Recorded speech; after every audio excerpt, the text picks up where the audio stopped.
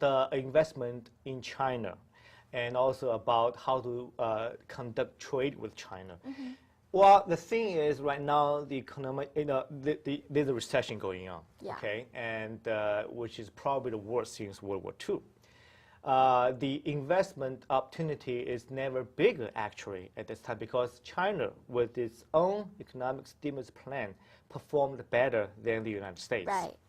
So, with California now is kind of hungry for business, but still in the downturn here right now, China looks better in terms of the investment opportunity and trade opportunity as well.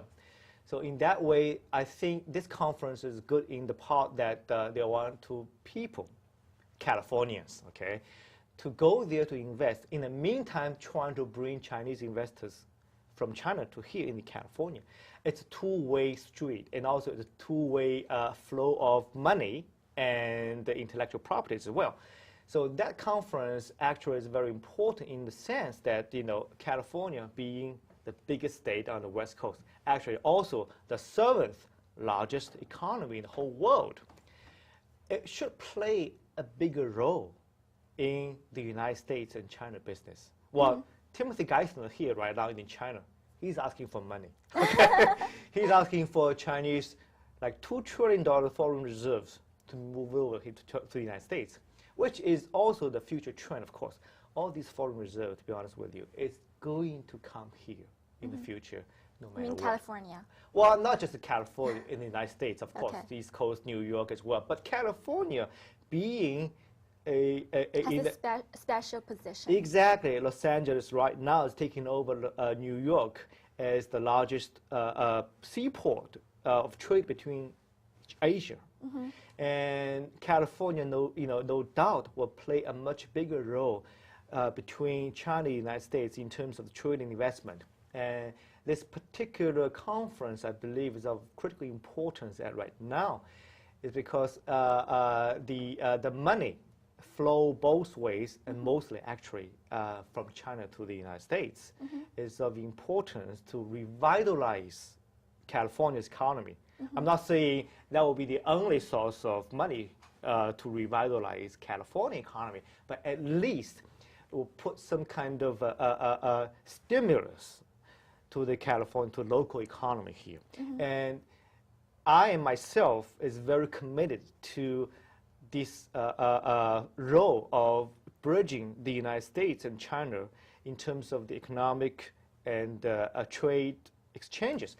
As being the student in world economy, I studied U.S. economy when I was a student, and also studied U.S. economy when I was Xinhua journalist.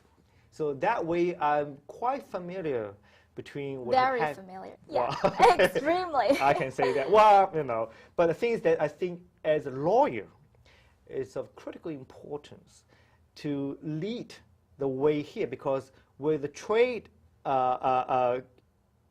increases and the investment increase from China to the United States, there's a lot of legal issues involved here.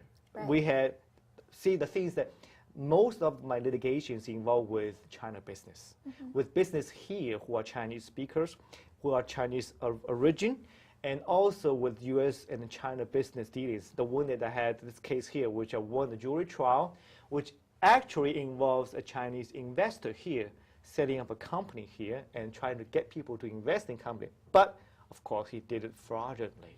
That's why we win the case on the fraud.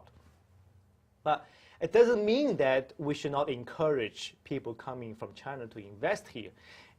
The only issue is that to do it the way that is legally permissible. So that's why I think it's very important to educate people from China and here as well how to conduct business in the legally fashion. So that is especially the Chinese system and the United States system, legal system I'm saying here, are different, still very much different. So how do you bridge these two different legal systems, understand each other, which is, I think, I need to take a leading role on this part, because most Americans here, they have no idea how to get into China market. What I'm trying to say is that for companies, medium, small, for the big companies of General Motors, well, I'm sorry, okay, other big companies like Microsoft, of course they have big U.S. law firms have their presence in China. But for small and medium-sized companies here in the United States, they lack the financial resources to hire a big law firm. But what they're looking for is also someone who is competent in both the United States law and the China law. So that's why I think I need to play a much important role in this area, which I think I'm uniquely situated because of my background. That's what I said. Yeah, especially you know both cultures very well. Exactly, not just the cultural thing, and also the economic part, because I think my major of economics helped me tremendously in understanding the business world here and to be a business litigation lawyer